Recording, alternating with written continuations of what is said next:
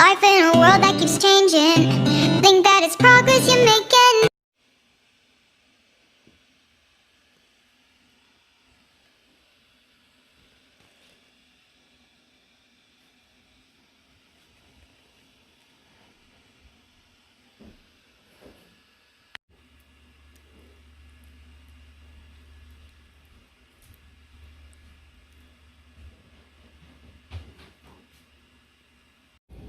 Hello y'all, welcome back to my channel. I am having a seafood boil. I have some Bloveslife sauce, ginger ale soda,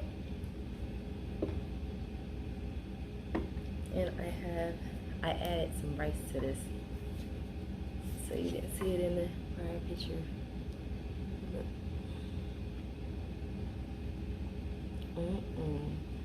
Scrumptious. So I'm gonna start eating a little bit and talking a little bit.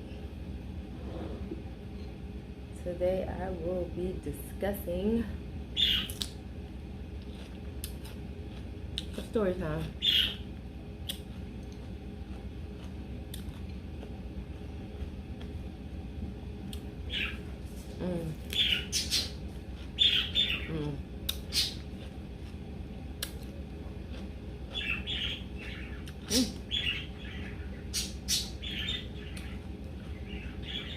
You hear the birds? Ignore it. The bird is going off.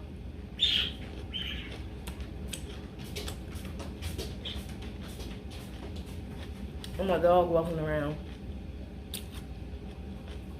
But alright, she sat down.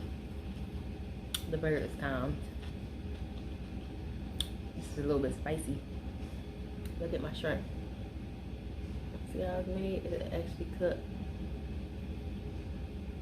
Look good, right?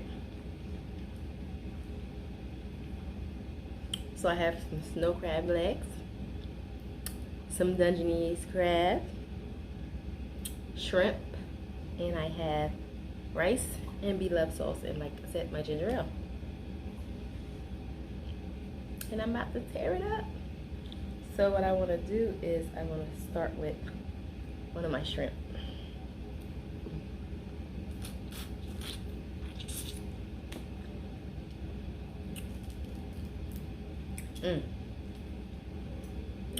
Start with my shrimp. So good. So good.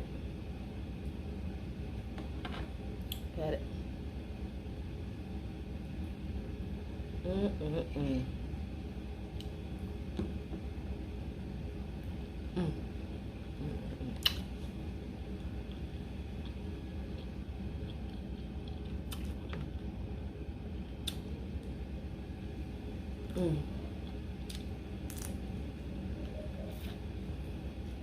So today, the story time that I want to talk about came from Fatal Attractions. It was a female by the name Alicia.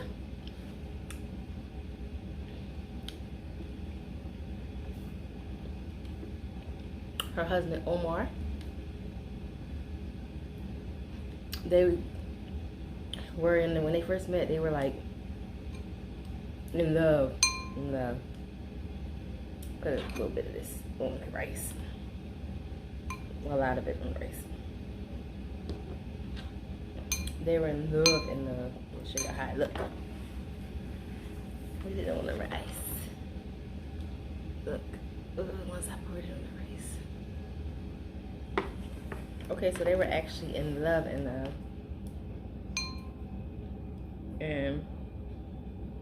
they ended up having a baby together. They had a little baby. But they were about to get married.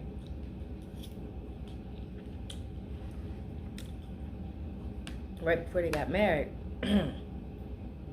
Alicia found out he was cheating on her. Caught him cheating on her. So She accepted his apology and stayed with him.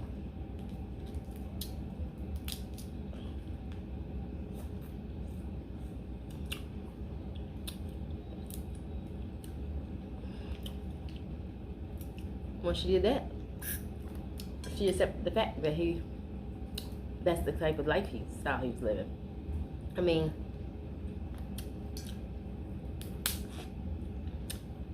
a relationship can't actually be over until that person decides. No matter what your family members say, your loved ones, I can tell you, oh, you don't need to be that person, like this, say that. Nobody's trying to hear all that. Not when they're in love. They don't care about none of that when they're in love. So she accepted everything. Got back with him. But then Alicia and Omar had some guy by the name of Damon coming back and forth to their house. Going to work on the house.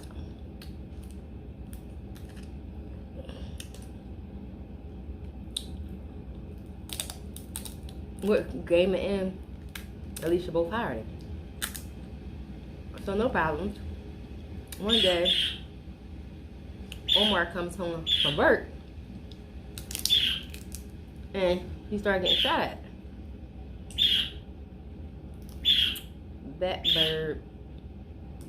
Omar started getting shot at. And once Omar gets shot at, they was trying, whoever it was trying to kill him. The cops trying to figure out who it was. It was like maybe it was a gang member because they was in Brooklyn. It was a rough part of Brooklyn. The crime rate was extremely high. So, once that didn't work out, they didn't take his life that time. Omar went and purchased a gun. He purchased a gun. So once he got this gun, he was like nervous coming home. So he would circle his house at least 3 to 4 times and make sure nobody was out before he got out of his car. So one particular day, right?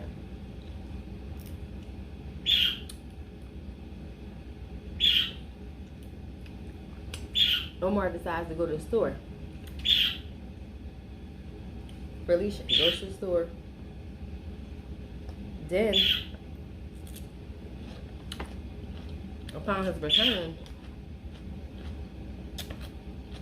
somebody's waiting at him inside of his house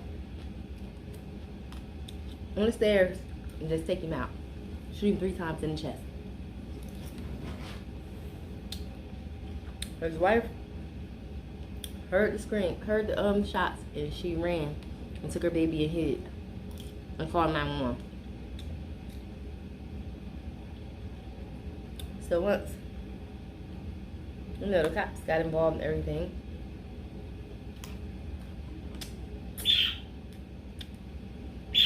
they asked some questions.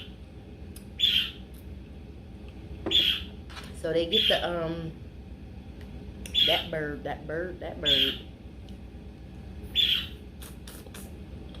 They get the video surveillance. And they ask the wife, questions like, do you know who these people are? Because they end up seeing 2 guys out there when the shooting occurred. And Alicia told them, yes, I know one of them, but I don't know the other one. But she knew Damon. And she came out and told the cops her and Damon was having an affair on her husband. And he worked for them. She said, I got my cold water bottle, y'all, too.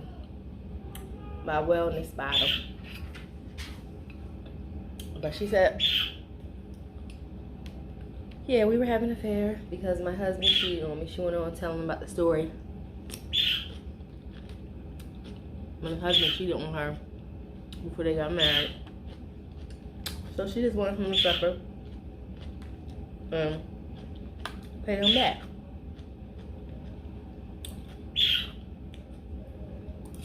Because what he did to her, he was cheating on her.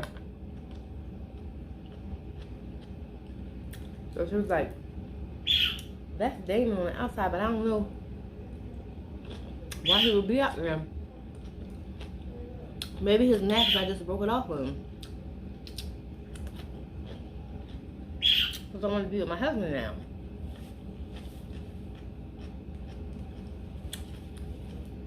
So, you know, she did all the talking, all this and that, tell him. Then, the cops get in contact with Damon. They let Damon know that she told that he was involved.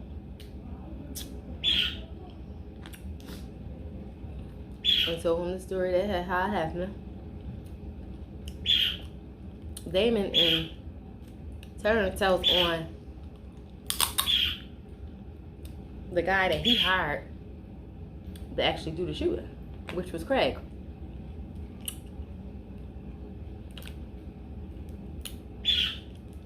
So he said Alicia told him to do it. She would give him $3,500 for it. So they didn't really have any hardcore proof at Alicia's time, so he told him that he did hire a guy. And George didn't, but she was the person who told him to do it. So they went on a hunt for Fred.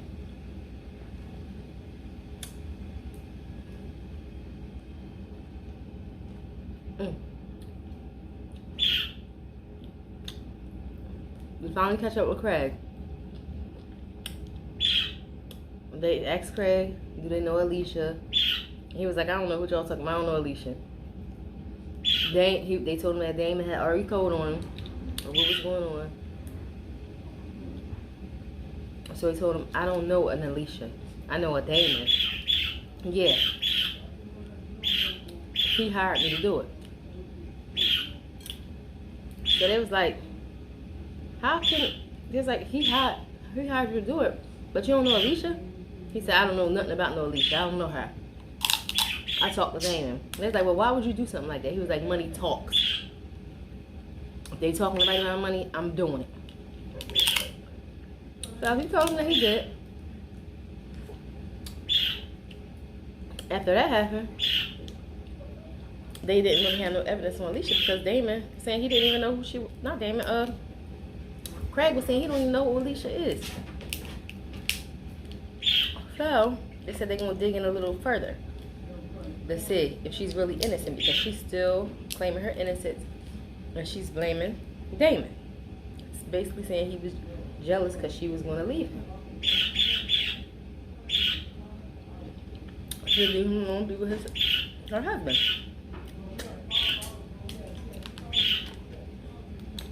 They said she looked hurt or she was sad because of what happened, but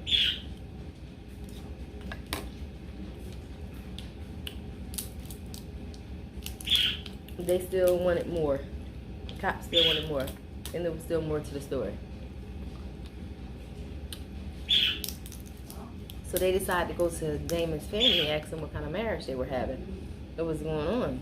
And of course they said they had their little problems. But his brother said you could tell his brother wasn't all there anymore. He wasn't happy. He was just there.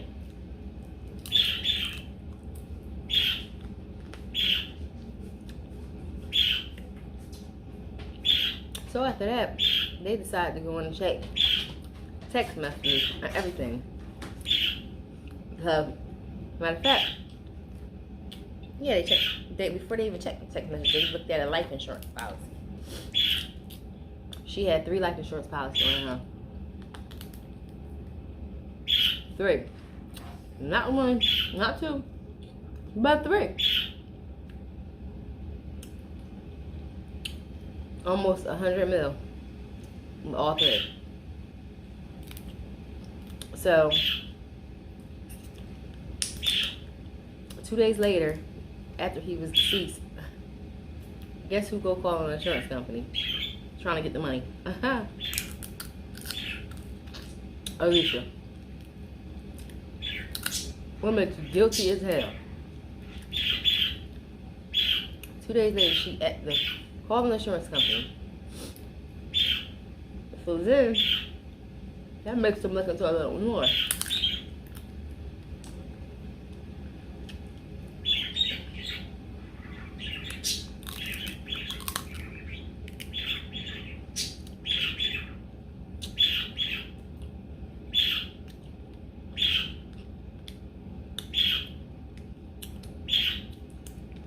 And they looked at her text messages. Here's the text messages. You see it, you know, in one of the corners. But she basically asking Damon, telling Damon that he's leaving, he's gone, and when he's coming over, when he's coming, is he gonna do it today? Like, you know, kept pushing Damon to do it. So when they questioned her again about it, like, why would you question him? Like, is he gonna do it today? You coming over today? You're doing it. She changed the whole story around and said, oh no, I was asking him was he coming over so we could have sex while he was going. You know. Playing mind games.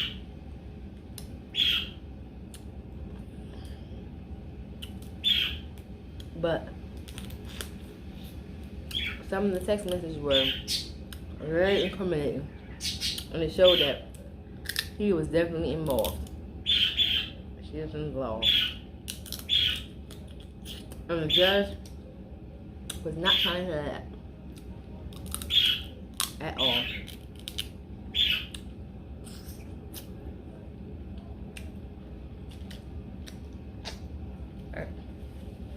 At all. So, as far as Curtis and Alicia got first-degree murder. Curtis got sentenced to second-degree murder. It says she wasn't at her sentencing. She wasn't even like cold. Like she was cold. She didn't even care. Like she was like a robot. I think Damon, the one who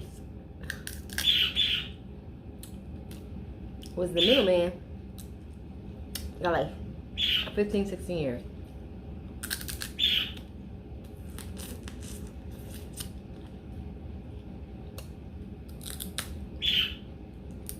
Like, they hooked up in life. His family wanted Alicia to definitely get the hardest punishment that New York judge could give. And it worked. They wanted her to have life. And the judge handed her that sentence. Life.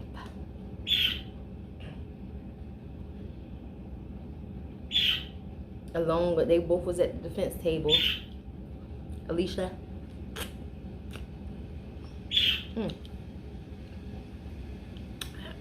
And Craig. And they didn't even know each other. They really didn't know each other. They were only connected because Damon got him to do the job and she got Damon to do the job. So there was no connection between those two, which was a sad, sad story. Sad story. You know what I'm saying? Sad story. Whew. But she definitely had something to do with that. Hearing, Omar's family argues for the maximum punishment. They laid it out there. What a cruel and terrible person she was. And she killed their son, their brother, for $900,000. Their words carry weight. The judge hands down the harshest sentence New York law allows. He gives the sentence of life without the possibility of parole. She just looked like a robot. She didn't look like she felt bad or she didn't look scared. The jury also finds Kirk Porteous guilty of second-degree murder, and the judge sentences him to life in prison. As for Damien Lavelle, the man who helped set up the hit, he receives a 15-year prison sentence. I don't care if he didn't physically do anything. He was involved, he plotted that. He helped hire the shooter. So he should have got more time. I am going to end this video because I am full. Too full, too full. Oh, this one didn't really have a lot of meat in it. Got it. That ain't even worth dipping.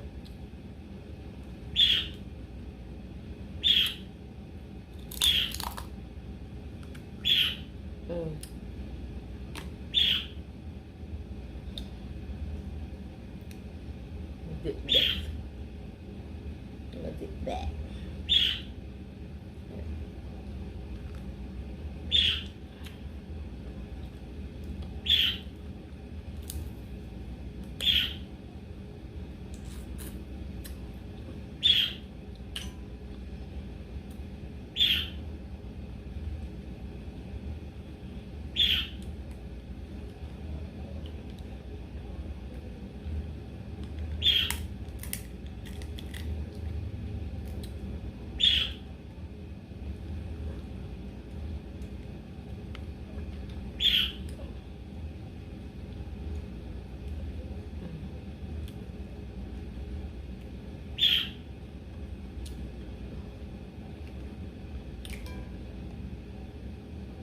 Finish my cucumber off.